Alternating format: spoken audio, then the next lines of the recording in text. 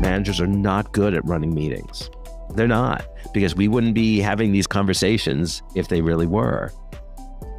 Rogelberg forscht zum Thema Meetings. Im Podcast sprechen wir über den Sinn und Unsinn von Meetings und warum Meetings das größte, ungeschützte Investment von Unternehmen sind. Steven, welcome to the show. Thank you so much. It's great to be here.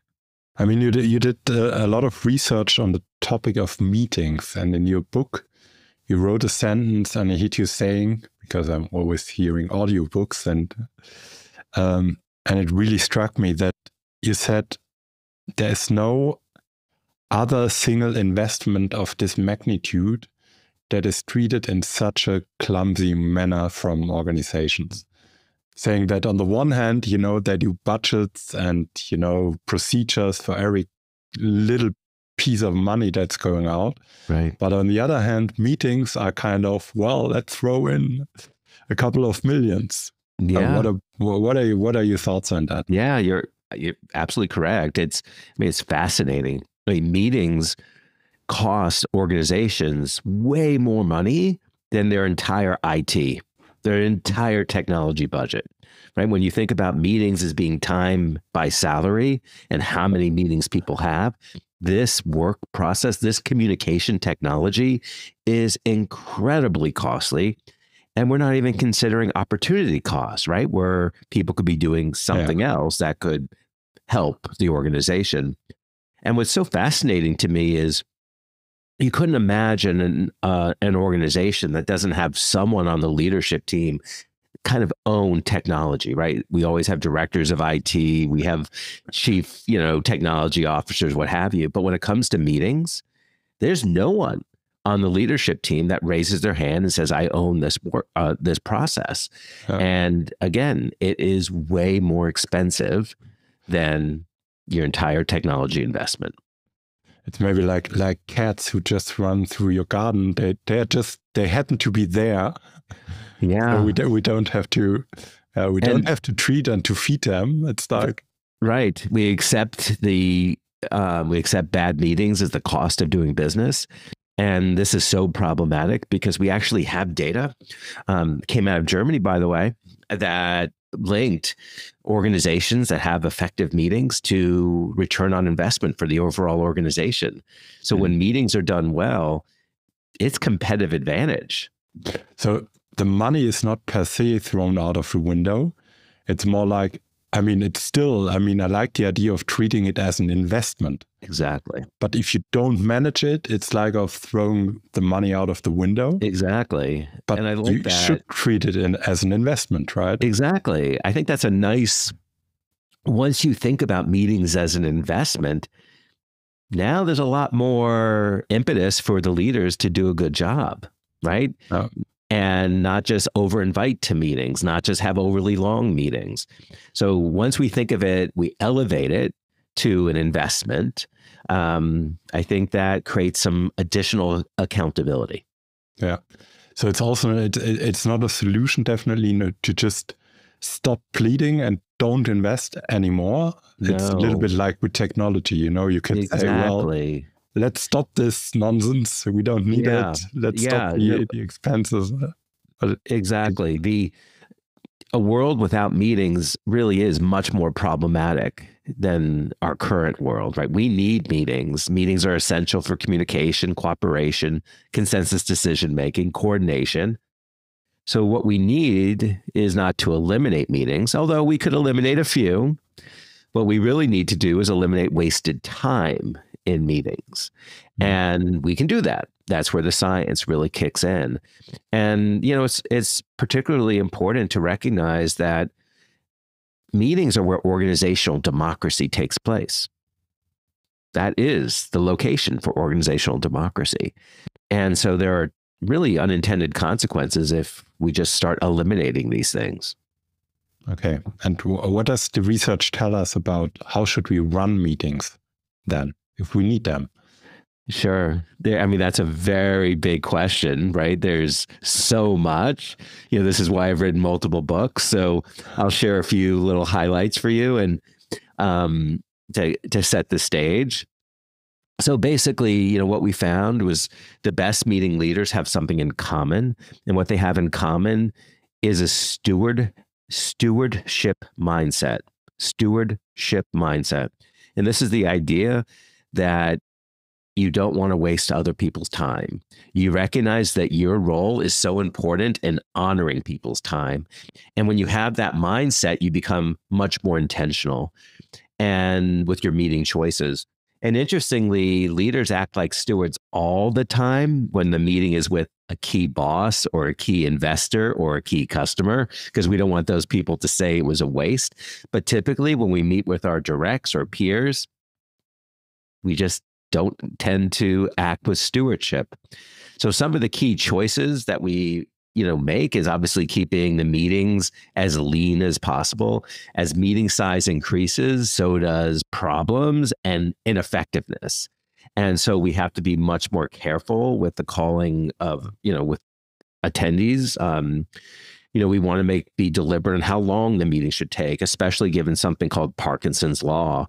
And Parkinson's Law is the idea that work expands to fill whatever time is allotted to it. So if a meeting is scheduled for 60 minutes, it's going to take 60 minutes. But we can use this to our advantage, right? We can schedule meetings for 35 minutes, 25 minutes, and we'll get it done. So there's a lot of those types of practices. And then I'll share one that I think you might like. I've shared this before in some of my keynotes in Germany, and it went over really well. So you let me know whether you like this or not. Yes. So basically, when we construct agendas for meetings, they're typically organized as a set of topics to be discussed. And what I want to ask meeting leaders to do is to organize their agenda as a set of questions to be answered. And by framing your agenda as questions to be answered, now you have to really stop and think about why you're having the meeting, right? It's to answer these questions. You have a better sense of who needs to come to the meeting. They're relevant to the questions. You know if the meeting has been successful. The questions have been answered. And by framing your agenda items as questions, you create an engaging challenge that draws in your attendees. And finally, if you just can't think of any questions, it likely means you don't need a meeting. You just need one that other people listen to my brilliant thoughts. Exactly. But that might be a very bad reason for having a meeting.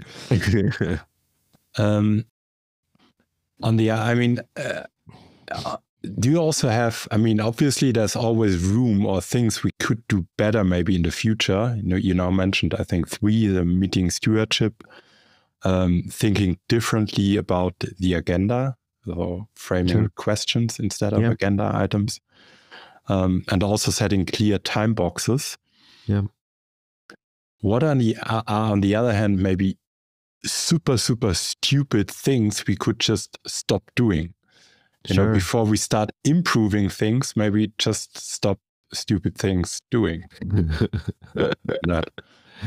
Well, I guess the things to stop doing are just meeting out of the sake of meeting. So we do have a lot of these habits that just happen. We have these reoccurring meetings, and yet we don't really know, we don't ask whether we should continue doing them. So looking at some of our reoccurring meetings and just say, hey, is this adding strategic value? And who really has to be there? And maybe certain people come one week, other people come the other week. So that's one action, is look at these reoccurring meetings. A second action is decreasing meeting times. There's absolutely no reason why we want our meetings to default to being an hour or even 30 minutes, just because that's what Google Calendar tells us to do. So we can start dialing all of our meeting times back to 5 or 10 minutes so that people have the opportunity to take a bio break. So that would be a second thing. A third thing that we could do immediately is being more thoughtful in how we schedule these things. So the best practice is actually to kind of cluster meetings together around naturally occurring breaks. So that means you would want to schedule meetings, let's say in the morning, which then gives the person more free time in the afternoon for deep work, or vice versa, or plan the meetings around lunchtime so that you have a block of deep work time in the morning and the afternoon. So the best practice is to cluster them together, but we also know that when they're clustered together, there appears to be the need to have at least 15 minutes in between those meetings so that people can have recovery, they can prepare for their next meeting, and they can go to the bathroom. So we have this good information now about how these should be scheduled and clustered, and AI provides an easy way of kind of integrating with calendar systems and organizations. So those would be some quick ways. And then the fourth way I'll say, and then I'll stop, is having some clarity on not meeting just to communicate information, right? So if you don't really need engagement with the content, then you don't need a meeting, right? So we know, for example, that people love listening to podcasts like yours, and they can do this at their convenience. So if an organization just has a lot of information to disseminate, well, record yourself and send the link to employees and let them listen on their time. Whatever they want, yes. And so that would be another really easy intervention to get things a little bit better. And now just mentioned research. It seems to be quite new when I got it right. The research on the organizational, on the performance improvement of a company, if meetings, or let's say the overall meeting culture is really done well. Can you elaborate on that? Yeah. So meetings, they truly matter to employee experience. And when an employee is in the bad meeting after bad meeting after bad meeting, we actually find they're more likely to leave the organization, and they're also less engaged with the job overall. I'm not saying the meetings, the job. So meetings are this activity that, has a profound effect on our experience of the organization and our managers, right? So we have heard the expression that people don't leave bad jobs, they leave bad bosses. Well, meetings are the stage of leadership. And so if the person's constantly experiencing bad meetings, they're just generating all these negative feelings, and that takes away from their productivity. And at the same time, as meetings are not optimal, it takes away from team productivity. So you can start to see how the cost of bad meetings starts to accumulate and ultimately derail the organization's success. But the neat thing is the opposite also is true. So when employees have much more constructive meetings that are working, they're more engaged, right? They're more committed to the organization. So, and you're able to retain your top talent. So while we really often think about meetings as being places of drain, they actually can be places of gain when done well. Mm-hmm. Is there also more on the data beyond the employee experience? In terms of linking it to financial indicators of the organization? Financial indicators, innovation. Yeah, definitely. Yep. Yeah. Exactly. No, for sure there is. When meetings are more effective, people create better decisions. They're more creative and innovative. So definitely there's, we all know what a good meeting can feel like and do. The problem is that the ratio of good meetings to bad meetings is not where we need it. But we've all had those experiences, right? Where you have this meeting like, wow, that was great. We did some good work and we're all committed to it. That's the power of a meeting. And when you just look to the sheer increase of the number of meetings, and by the number, obviously also the time people spend in meetings, and by time also the magnitude of the investment. Yeah. I think we look to data from that. I think there's an increase in meetings from the 70s to now of approximately 500 to 700%. Why do you think is that we see such an increase in meetings? Or, I mean, you said meetings are a sign of democratization, coordination. Why do you think is that meetings are such? Yeah. So have risen in such a manner, the number of meetings? There's generally a few explanations. First is one of goodness, in that managers and organizations want to be as inclusive as possible. So they have meetings to include their people. So that's the positive reason. That's the positive intention. Okay. Then there's a more neutral one. And the more neutral one is it's just so easy to schedule meetings. It's so easy to just grab someone's calendar and take their time away. So the ease of scheduling has led to an increase in meetings. All right. So we have a positive reason, a neutral reason, and now the negative reason.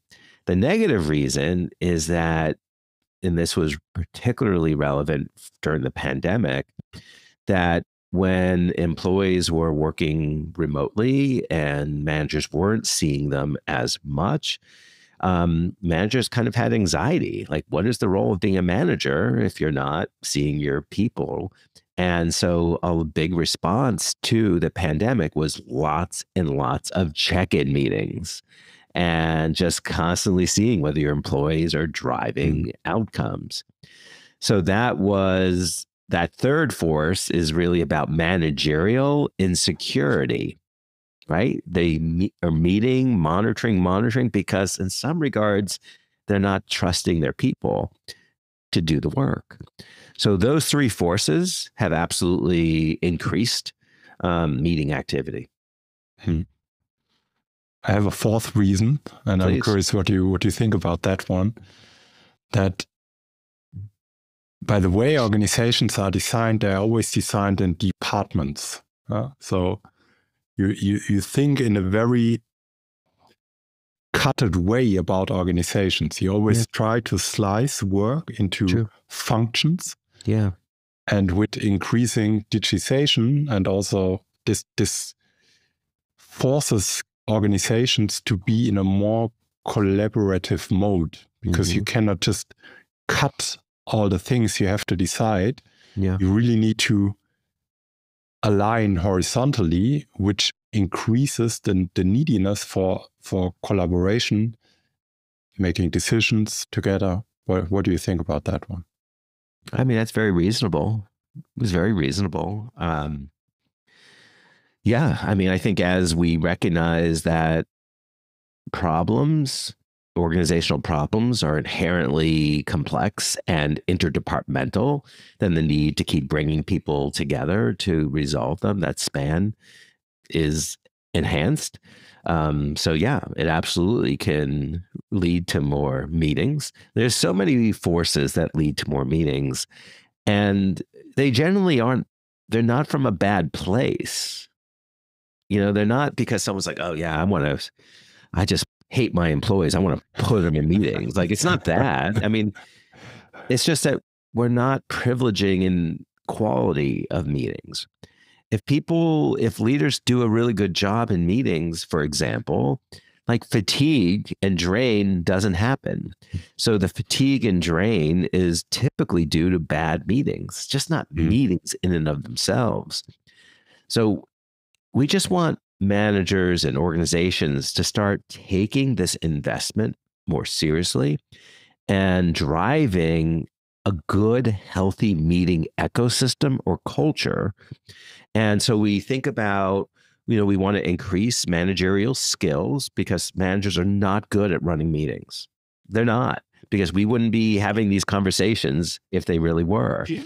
So we all are the problem. Each of us has a responsibility to do better with our meetings, but the organization has responsibilities too, right? So for example, they should be building into their engagement surveys content around meetings so that they can provide feedback to their managers of how meetings are going.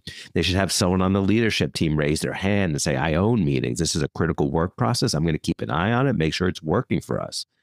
We need to start thinking about the types of conversations we want managers to have with their people around meetings. Ultimately, to solve meetings, we actually have to have, don't laugh at me, but we actually have to have a meeting about meetings. A meeting about meetings. Very good. And how could we not, though? How could we not? If we know that this is a huge problem and people are investing so much time in it, let's talk about it, right? So let's take this negative energy and see if we can make meetings work for us.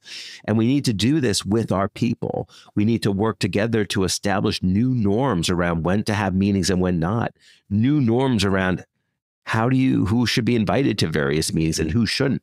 New norms around how do you keep people in the loop so that they don't feel marginalized. Yeah. And so these conversations can also elevate the meeting culture and ecosystem. Or it's just the conversation about a manager and an employee, just speaking about, am I allowed to maybe just decline a meeting when I don't see that I kind of contribute anything? I just found a study where it said that I think only less than 20% of people have ever spoken with their manager about this, a very natural tendency maybe just to decline a meeting. It's super easy to invite me, but it seems to be taboo that I just click, okay, I decline it because I cannot see a good reason to join this meeting. Right. And that's a good example of why we need to have a team conversation around this, because we need to make it normative for someone to decline. And the only way you can make it normative is by having the team talk about it so that everyone kind of has the same mental model. Because otherwise you could imagine that employees could start to have ill feelings for some of their employees who are constantly declining meetings. But if we've established these norms and everyone's kind of acting on it, then you don't have the ill feelings, and the consequences is thinner meetings, which is great. I would maybe even take it one step further, saying that the default is declining a meeting, and that you, as the one wanting to have someone in the meeting, I should find very good reasons why I want to have you in my meeting. And then if the declining a meeting becomes the default, it turns around the whole dynamic and maybe also bad feelings of people declining a meeting. That's interesting thought. Final question. I know that you have to run and to leave in a few minutes.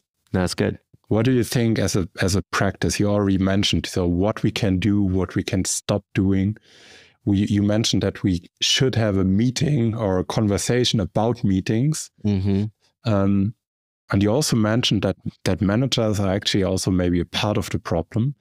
And I would like to protect them maybe a little bit because they are most likely also involved in a discussion. So what do you think about, or any experience, thoughts from your side, to have someone like it doesn't have agile frameworks, they have agile coaches, What do you think about having meeting facilitators within my company who help me establish this stewardship and good practices around meetings? So that's a practice that we have done with organizations where we actually start to certify people as good meeting facilitators, and then they start to be coaches of others. So it becomes a nice cascading model.